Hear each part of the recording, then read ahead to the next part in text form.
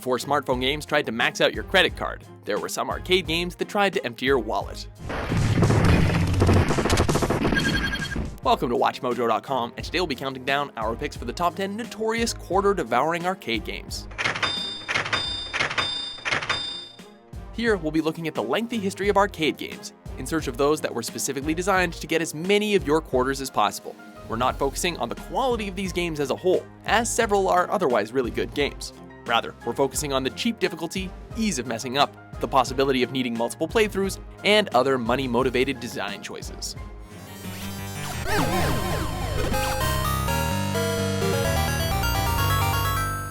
Number 10. Metamorphic Force. Metamorphic Force! It's the little details that end up making the difference here. As one of Konami's last arcade beat-em-ups, Metamorphic Force definitely stands out, especially with its focus on up to 4 warriors battling the forces of the undead.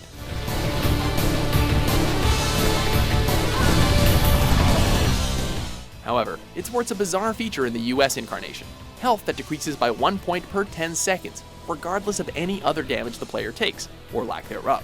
Players can regain these health points with in-game items or by spending real-world tokens. It's a subtle element, but no less fixated on arcade-goers' money. Number 9. Initial D Arcade Stage Series. Race to your heart's content, as long as you got the quarters. Initial D Arcade Stage, released in 2001, mixed the fun of competitive racing with role-playing elements. It used a card system to save one's progress, only needing to be renewed every 50 plays. That's all well and good, except you had to spend a credit per race. Assuming that a player keeps up with their racing habits, the number of credits spent really adds up.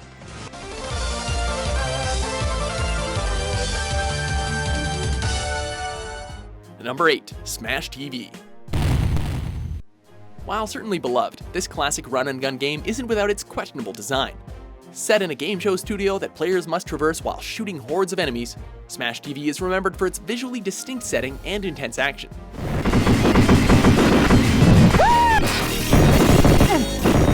Yet, it subtly sets up players to be overwhelmed and be forced to retry. Movement was deliberately designed to be relatively slow, which was at odds with the fast-paced combat. Add to that the endless onslaught of enemies, and you have a game that's built to claim your quarters. Good 10 seconds! Contestant 2!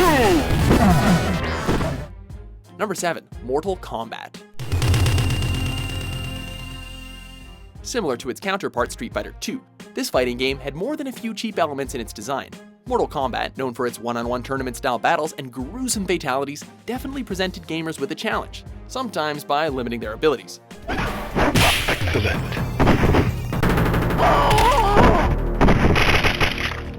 For example, player-controlled characters can't use a standing block to resist a sweep kick, but AI-controlled characters can. Similar design decisions favoring the AI ensured cheap deaths, meaning players had to spend many quarters to learn the ropes and beat the game. Sub-Zero wins. Number 6. Rampage.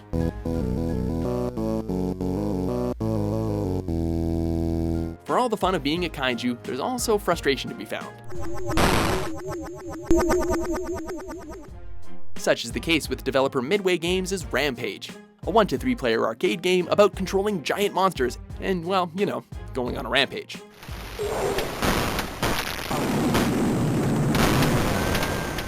The issue comes with how much resistance the monsters face. Countless things in the game are designed to cause damage, from enemy bullets to dynamite and explosive shells, to even attacks from other monsters. As engaging as it is, Rampage doesn't lack for ways to test one's patience and endurance.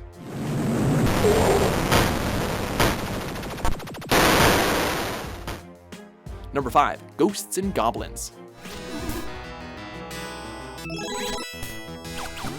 Hang in there, Arthur.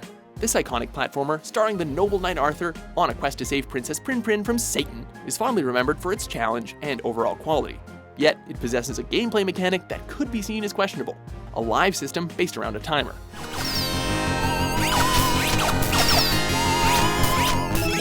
Basically, for each level that Arthur traverses, a timer counts down. If it reaches 0, the player instantly loses a life. As much as we enjoy challenging games, this seems a bit excessive.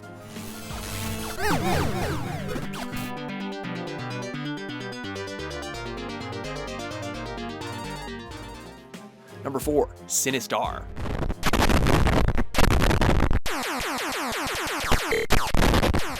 In the realm of Twitch games, there is something of a legend, with a bit of infamy to boot. Sinistar has a simple enough premise. You are the pilot of a fighter ship attempting to collect minerals in order to build bombs in the fight against the titular skull-like creature Sinistar. Beware, I live. Though the game is known for its difficulty, it's the climactic appearance of Sinistar that seals it. Sinistar flies in at such an angle that it's nearly impossible to dodge, resulting in instant death, and the need to spend more quarters to try again.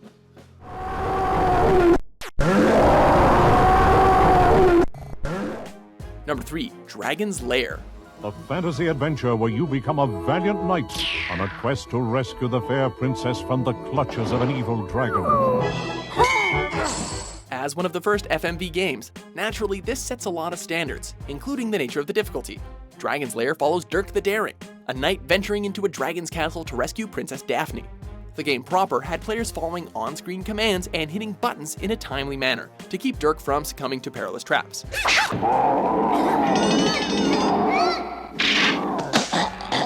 However, much of the game is based around trial and error, requiring repeated playthroughs to attain victory. Better keep those quarters handy, kids.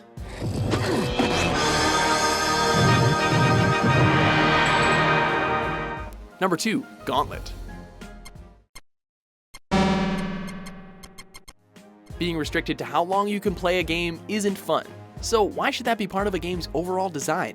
Yes, the classic dungeon crawl game Gauntlet, in which up to 4 players venture through increasingly difficult monster-filled mazes, has a time restriction built into the gameplay. Players' health bars automatically drain of their own accord, regardless of any damage caused by foes. Thus, an artificial limit on one's play session exists, for those players not able to keep feeding the game tokens.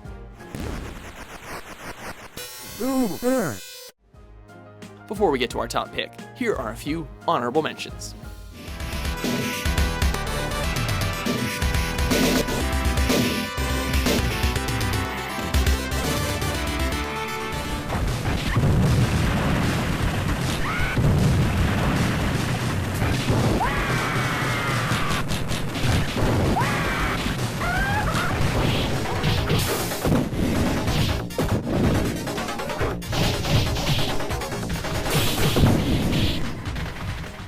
Number 1. Double Dragon 3: The Rosetta Stone. Double Dragon 3: The Rosetta Stone. In the realm of quarter devouring arcade games, this might be the most blatant. We certainly thought so.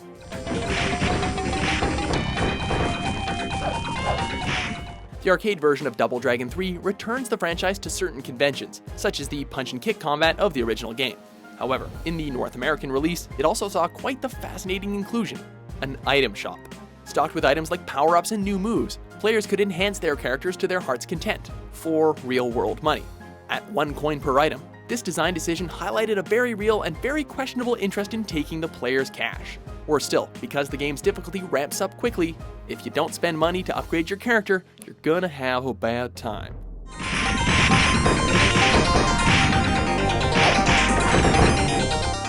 Do you agree with our list? Which arcade game do you find to be the most quarter devouring? For more quarter-free top 10s published every day, be sure to subscribe to WatchMojo.com.